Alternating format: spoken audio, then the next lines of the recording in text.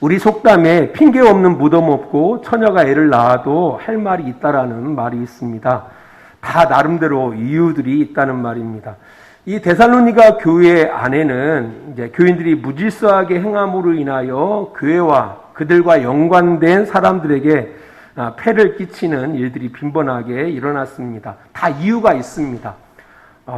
우리가 계속 말씀드렸던 것처럼 이 데살로니가 교회 성도들은 예수님이 곧 오신다고 생각했거든요. 곧 오셔서 이 땅을 심판하신다고 생각했기 때문에 뭐 할 이유가 있습니까? 곧 세상이 망하는데, 곧 심판당하는데, 그러다 보니까 모든 직장을 팽개치고 또 심지어 어떤 사람은 가정까지도 팽개치고 교회 안에 와서 예수님의 그 재림을 바라고 아무것도 하지 않고 교회에서만 예배하는 그런 일들이 일어났다라는 겁니다. 이게 이제 큰 문제거리가 됐던 거예요. 그래서 이 바울이 예수님은 아직 안 오신다. 안 오신다. 일상으로 돌아가야 한다라고 이제 말하면서 이 데살로니가 후서를 기록하고 있다라는 겁니다. 오늘 본문 11절 말씀을 잠깐 보겠습니다. 우리가 들은즉 너희 가운데 게으르게 행하여 도무지 일하지 아니하고 일을 만들기만 하는 자들이 있다 하니라고 이야기하고 있습니다. 이런 사람들이 교회에 많죠. 이런 사람들이 있었던 거예요. 아무튼 이 부분에 대해서 바울은 이제 마지막 오늘 본문의 내용들을 전하고 데살로니가 후서를 마치고 있다라는 겁니다. 어떻게 보면은 어떤 성도들의 어떤 게으름의 문제를 다루고 있는 것 같습니다. 게으름의 문제를 다루고 있는데요.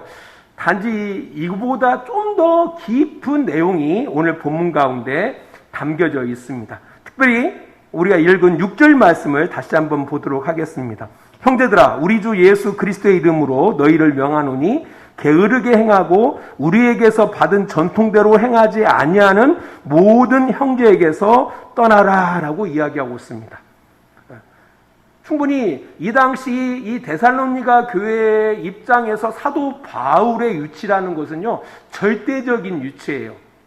왜냐하면 데살로니가 교회를 있게 한 잠본이기 때문에. 그래서 사도 바울이 그냥 그들에게 명령할 수 있고 권면할 수 있다 이거예요. 그럼에도 불구하고 사도 바울은 이 명령이 누구의 명령이다? 예수 그리스도의 이름을 걸고 너희들에게 명령한다라고 이야기하고 있습니다. 그죠? 우리 주 예수 그리스도의 이름으로 너희에게 명한다. 명한다. 이게 이만큼 지금 바울이 이야기하고자 하는 이 내용이 중요하다라는 거죠. 중요하다. 오늘 본문 14절 말씀을 잠깐 볼게요. 14절. 네. 12절입니다. 이런 자들에게 우리가 명하고 주 예수 그리스도 안에서 권하기를 조용히 일하여 자기 양식을 먹으라 하노라. 12절에서도 주 예수 그리스도 안에서, 이게 단순히 뭐 사도 바울이 걱정해서 그 정도의 어떤 무게감이 아니라 예수님의 이름을 걸고 예수님 안에서 중요한 그 문제임을 이야기하고 있다라는 거예요.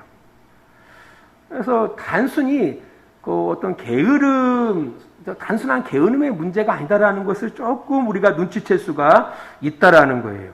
특별히 6절에 이야기하는 것처럼 교회 안에서 게으르게 행하고 바울이 편지한 그 전통대로 행하지 않는 사람을 피해야 한다. 그들과 거리를 둬야 한다라고 바울은 명령하고 있다라는 거예요. 이 말은 이제 14절에서도 좀 더 확대해서 이렇게 이야기하고 있거든요. 누가 이 편지에 한 우리말을 순종하지 아니하거든 그 사람을 지목하여 사귀지 말고 그로 하여금 부끄럽게 하라. 그러니까 결국은 교회 공동체 가운데 뭐 여럿이잖아요. 여럿 가운데에서 게으르게 행하고 특별히 말만 하고 그 가운데 일만 만드는 이런 사람들을 사귀지 마라.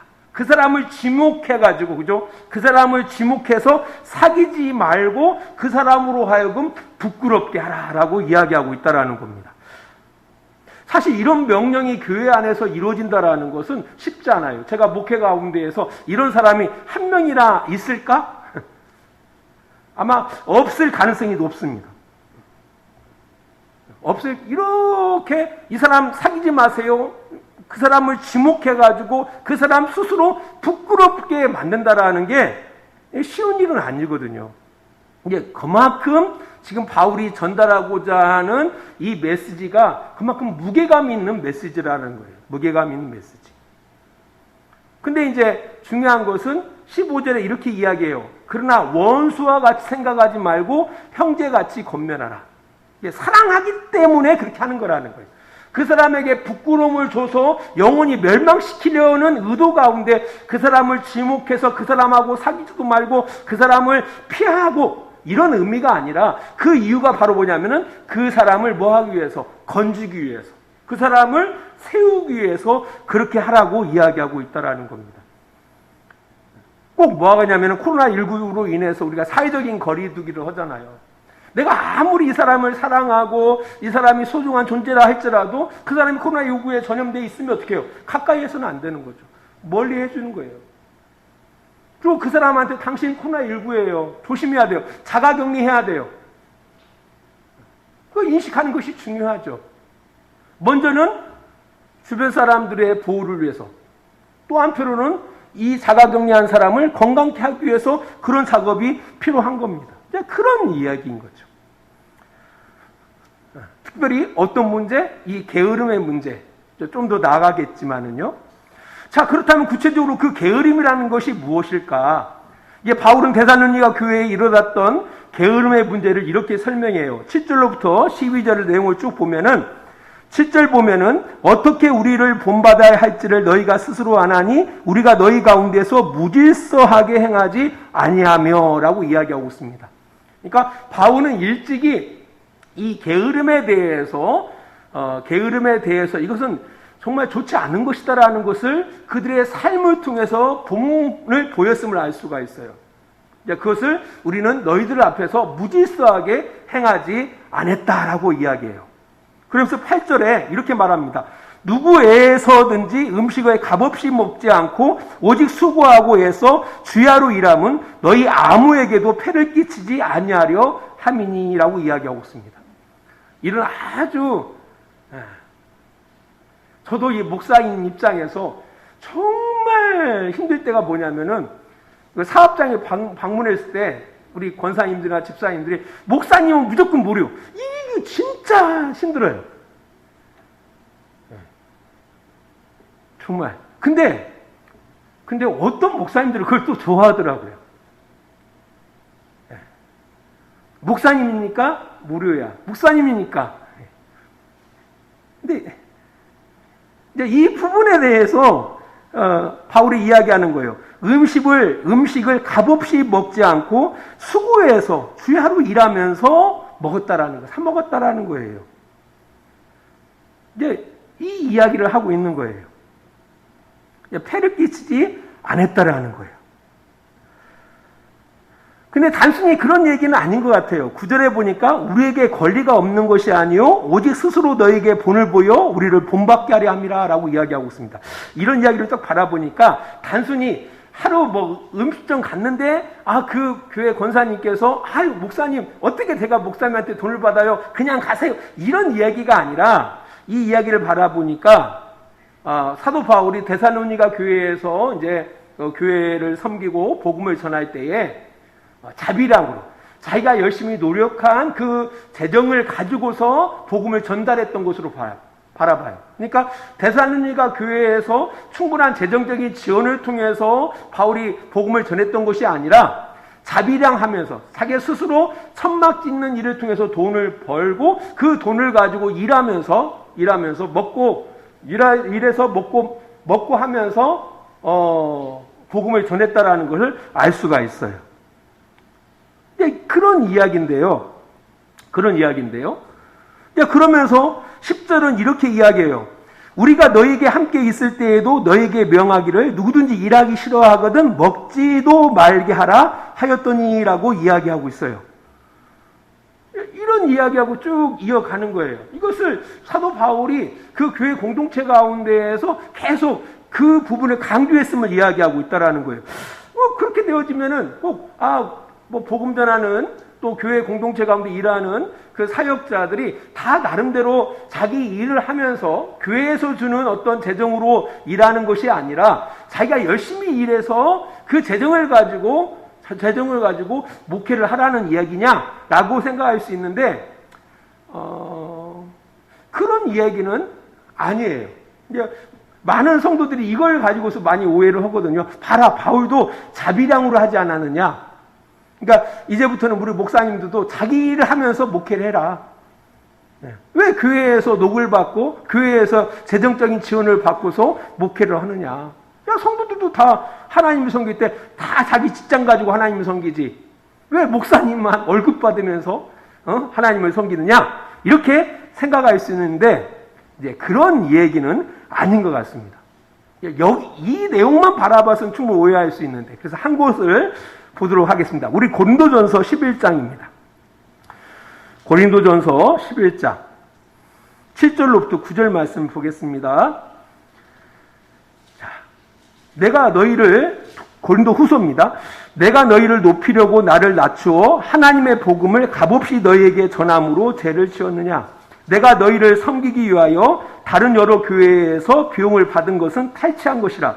또 내가 너희와 함께 있을 때에 비용이 부족하였을 때 아무에게도 누를 끼치지 아니하였으면 마게도냐에서 온 형제들이 나의 부족한 것을 보충하였습니다. 내가 모든 일에 너희에게 폐를 끼치지 않기 위하여 스스로 조심하였고 또 조심하리라 라고 이야기하고 있습니다. 여기 내용을 바라보니까 이 고린도 교회에서도 사도 바울은 자비량으로 사역을 했어요. 근데 재밌는 것은 사도 바울이 고린도 교회에서 사역을 할 때 자비량으로 하긴 했는데 그 자비량, 그 경제적인 지원을 누구를 통해서 받았어요? 마게도냐로부터, 또 여러 교회들로부터 지원을 받아서 고린도 교회를 섬기고 복음을 전했다라는 것을 알 수가 있어요. 그러니까 이게 약간 사안에 따라 다른 거예요. 데살로니가 교회에서는 자비량으로 하긴 했는데 자신이 직접 일을 하면서 사역을 했던 것이고, 고린도 교회 같은 경우는 다른 사람들이 사도 바울에게 지원하는 그 재정적인 지원을 통해서 사역을 했음을 알 수가 있다라는 거예요. 그래서 그런 오해를 하지 말라는 거예요. 목사님 이제부터 사례비 없습니다. 자비량으로 하십시오. 이런 의미는 아니다. 그러면 이게 어떤 의미를 갖고 있느냐. 그리고 일하지 않는 자는 먹지로 말라라는, 우리 잘 알고 있잖아요. 성경에 나와 있는 이 이야기거든요. 일하지 않는 자는 먹지로 마라. 이게 어떤 의미냐라고 할 때 이 고린도 후서 11장하고 우리가 잠깐 전에 읽었던 데살로니가 후서 3장하고 거기 힌트가 나와 있어요. 이 사도 바울이 마지막 이 부분에서 정말 강조하고자 하는 메시지가 있는데 그 메시지가 바로 뭐냐라고 할 때 폐를 끼치지 않기 위하여.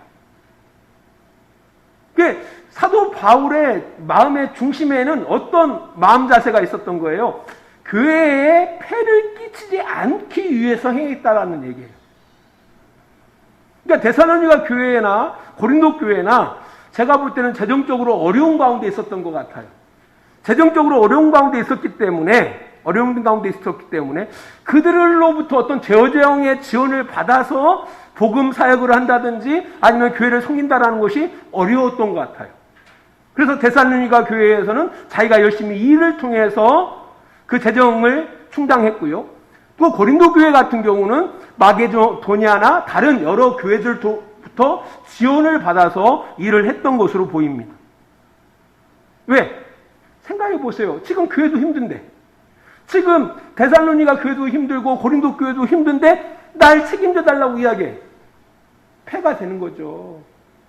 이 폐를 끼치지 않기 위해서 자기 스스로 노력을 했다라는 얘기예요. 아니면은 다른 교회를 통해서 지원을 받아서 그 일을 했다라는 거예요. 그러니까 이 이야기의 핵심은 단순히 일하지 않은 자는 먹지로 말라는데 핵심이 있는 것이 아니라 어디 있어요? 폐를 끼치지 말라라는 얘기예요. 우리가 가정에 있다 보면 아이들이 참 재밌죠? 어지러요. 방을 어지러. 아니 자기 방 자기가 칠하지 않습니까? 그 마땅하잖아요. 근데 자기 방을 어지러. 그럼 누가 쳐줘? 부모가 쳐줘. 놔둬야 하는데요. 좋은 부모니까 또 쳐줘요. 누구에게 폐를 끼치는 거예요? 부모에게 폐를 끼치는 거죠. 폐를 끼치는 거예요. 이런 아이들이 있잖아요. 자기 방만 어지른 아이들은 괜찮아요. 가는 곳곳마다 막 어지른 아이들이 있거든요. 전파, 민폐의 전형이죠. 이런 걸 이야기하고 있다라는 거예요. 폐를 끼치지 말라라는 거예요. 폐를 끼치지 말라. 그러니까 오늘 본문에서 말하고 있는 6절에서 말하는 이 게으름의 부분은 이 부분은 어떤 의미를 갖고 있냐면은 폐와 관련되어 있는 것, 민폐와 관련된 것을 이야기하고 있다라는 거예요. 그래서 오늘 데살로니가 후서 3장 7절에 바라보면 하반절에 보면은 무질서하게 행하지 않았다. 원래 우리 한글 번역에서는 게으름이라고 번역하고 있지만 원서를 바라보면은 헬라어 언어를 바라보면은 무질서라고 바라보는 게 좋아요. 무질서. 7절은 친절하게 설명하고 있어요. 마지막에 너희 가운데서 무질서하게 행하지 아니하며. 그러니까 사도 바울이 섬기는 교회마다 그가 이야기했던 그 메시지 가운데 항상 빠지지 않았던 것이 바로 뭐냐면은 무질서하게 행하지 마라. 질서 없이 행하지 말라는 것을 갖다가 끊임없이 강조했던 것으로 보입니다. 그잖아요. 한참 일할 사람이 일하지 않고 무의도식하며 살아가는 거예요. 그 질서 없는 모습이죠. 질서 없는 모습. 그렇게 살지 말라는 어떤 메시지가 여기에 담겨져 있다라는 거예요. 이게 단순히 말 그대로 노동에 어떤 일에 초점이 있는 것은 아닙니다. 일에 초점이 있는 것은 아니에요. 무질서하게 행하지 마라. 이런 모습은 우리가 회사 생활에서 마찬가지예요. 회사 생활에서 회사와 직장인과의 그런 관계가 있잖아요. 성경은 친절하게 질서 있는 회사 생활에 대해서 이렇게 이야기하고 있어요. 우리 에베소서 6장입니다. 에베소서 6장 5절 말씀을 볼게요. 6장 5절로부터 7절이에요. 제가 읽어드리겠습니다. 종들아 두려워하고 떨며 성실한 마음으로 육체의 상전에게 순종하기를 그리스도께 하라. 눈가림만 하여 사람을 기쁘게 하는 자처럼 하지 말고 그리스도의 종들처럼 마음으로 하나님의 뜻을 행하고 기쁜 마음으로 섬기기를 주께 하듯 하고 사람들에게 하듯 하지 말라. 이게 회사원들이 회사원에서 마땅히 행해야 할 모습, 이게 질서 있는 모습이에요. 우리가 저 직장생활을 안 해봤지만 직장생활을 하다 보면은요, 상사들 눈에 띌 때는 열심히 하는 척하고 그렇지 않으면 놀고, 뭔가 윗사람이 왔을 때는 막 알람방구 끼면서 막 하다가 싹 빠져나가면은 또 띵가띵가 하게. 이게 뭐라고요? 이게 무질서한 모습이에요. 질서 있는 모습은 상사가 있던 없던지 간에 어떻게 하는 거예요? 성심껏 열심히 일을 하는 거예요. 자기의 주어진. 이게 어떤 모습? 질서 있는 모습. 그러면 그 앞에 무질서한 그 모습은 누구에게 폐가 돼요? 회사에게도 폐가 되죠. 또 같이 이루는 사람에게도 폐가 됩니다. 왜? 둘이 일해야 하는데 한 사람은 놀고 한 사람만 일해. 그러니까 당연히 폐가 되죠. 예전에 우리 교회 지금 집사님이시지만 이분이 이제 신앙생활 안 하실 때 특별히 더 신앙생활을 하지 않게 한 이유가 뭐냐면은 교회 상사가 정말 교회를 열심히 다니면서 회사에서는 영 아니게 살더라는 거예요. 그거 바라보니까 예수 믿기 싫더래요. 근데 그걸 부러워하는 사람도 있어. 그렇게 띵가띵가 하는 사람들. 그게 부러워할 일이에요? 그거 진짜 뭐해야 할 일이에요. 그런 사람들을 성경 이야기하는 것처럼 피해야 할 사람이야. 그런 사람들과 함께서는 절대 안 돼요. 같이 망해요. 그걸 부러워해서도 안 되는 거예요.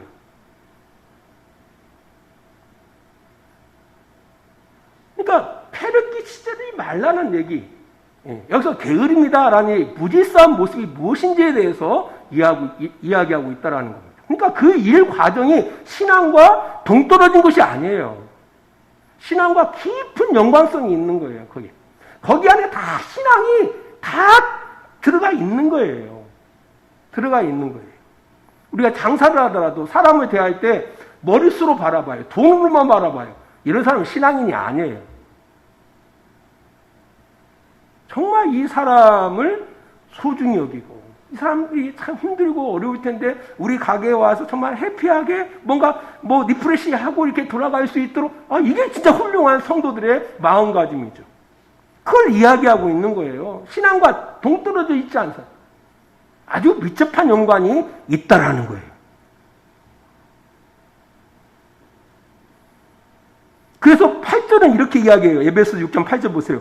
이는 각 사람이 무슨 선을 행하든지 종이나 자유인이라 주께서부터 그대로 받은 줄을 암이라 라고 이야기하고 있습니다. 이렇게 행하는 것이 뭐 하는 거다? 선한 일이다. 선을 행하는 것이다라고 이야기하고 있어요. 자, 그렇다면 이제 윗사람, 상사들은 어떠해야 하느냐? 성경은 또 친절하게 설명하고 있어요. 에베소서 6장 9절 바라보세요. 상전들아, 이제 사장들아, 너희도 그들에게 이와 같이 하고 위협을 그치라. 이는 그들과 너희의 상전이 하늘에 계시고 그에게는 사람을 애모로 취하는 일이 없는 줄 너희가 암이라. 그러니까 하나님께서 네가 사장이라고 해가지고 특별하지 않고, 말 그대로 네가 부하를 갖다 막 거느리고 있다 해서 특별하게 너는 이거 열애두지 않는다라는 거예요. 똑같은 마음가짐으로, 그죠?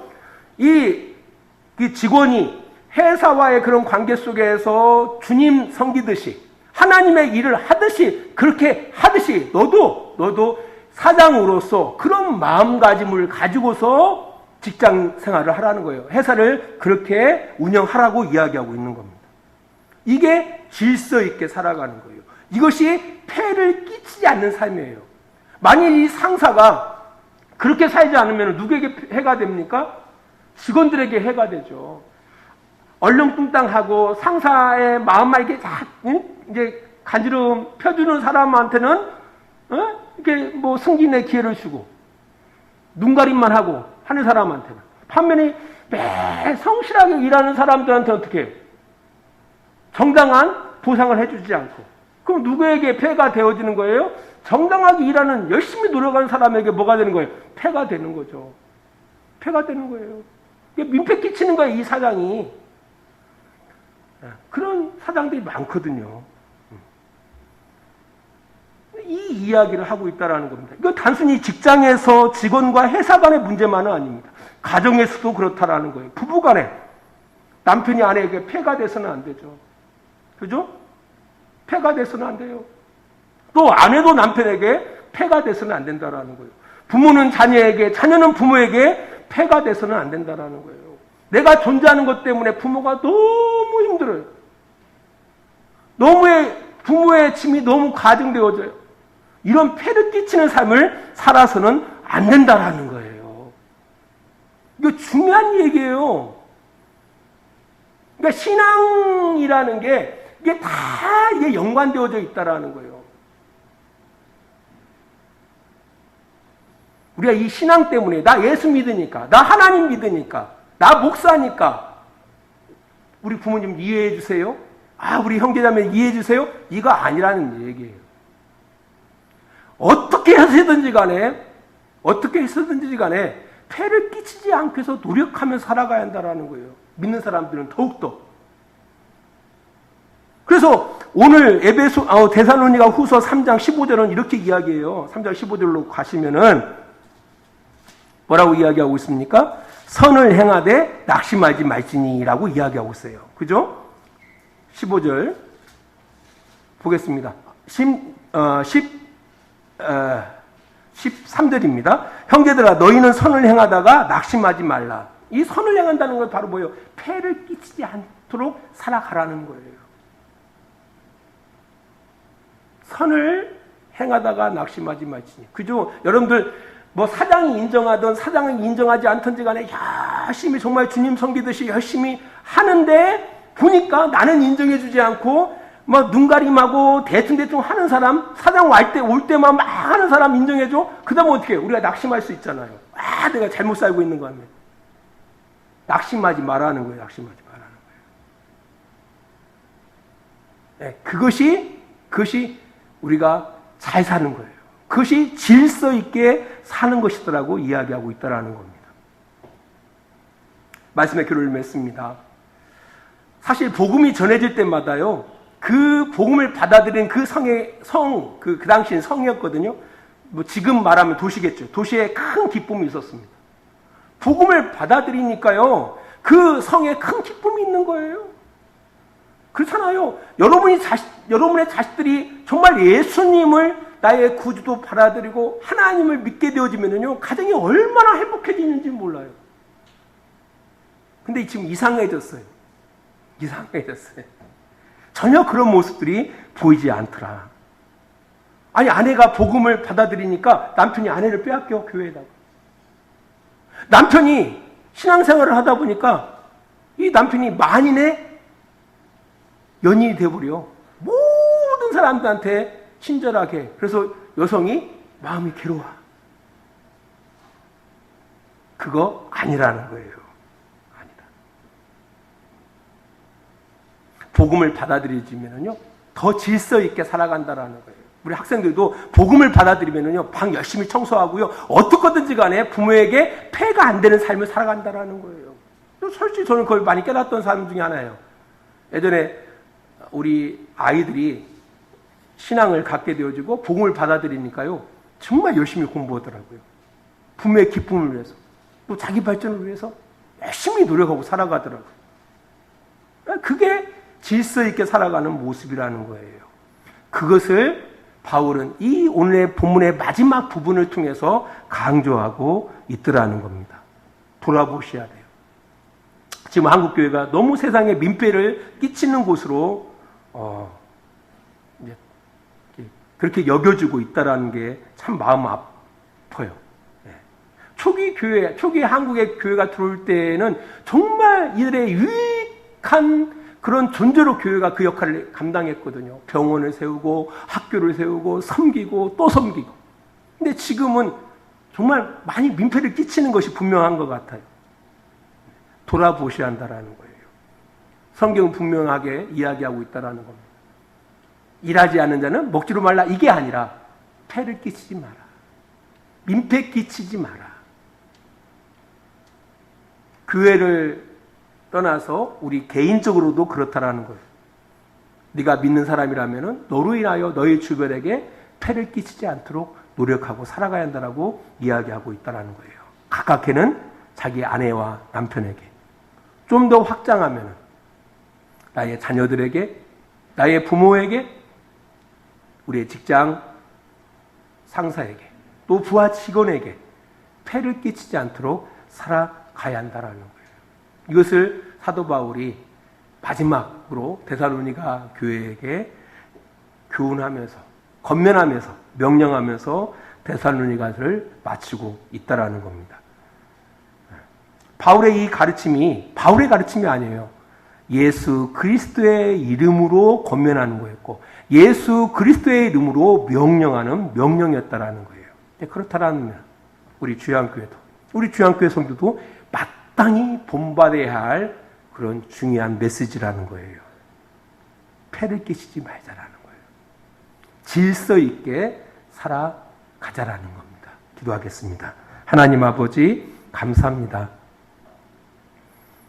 우리가 일상의 삶을 살아가는 것, 이 삶이 소중함을 기억하게 하시고 그 안에 신앙인으로서의 합당한 모습들이 있음을 기억하게 하시고, 우리가 예수 그리스도를 믿음으로 말미암아 우리로 인하여 우리 주변이 유익하고 우리의 선으로 인하여 그들에게 덕스러운 삶을 살아가는 그런 아름다운 모습들이 우리 가운데 회복되어질 수 있도록 주님 도와주시옵소서. 이제는 우리를 사랑하시는 우리 아버지 하나님의 그 크신 사랑하심과 예수 그리스도의 십자가의 은혜하심과 성령의 감화와 감동과 지키시고 인도하심이 오늘도 시간을 구별하여 하나님 앞에 예배하며 하나님의 귀한 백성들로 질서 있게 살아가기를 원하는 귀한 성도들의 머리 위에와 그들의 직장과 사업장과 가정 위에 하나님의 은혜와 사랑이 늘 함께 해주시기를 간절히 축원하옵나이다. 아멘.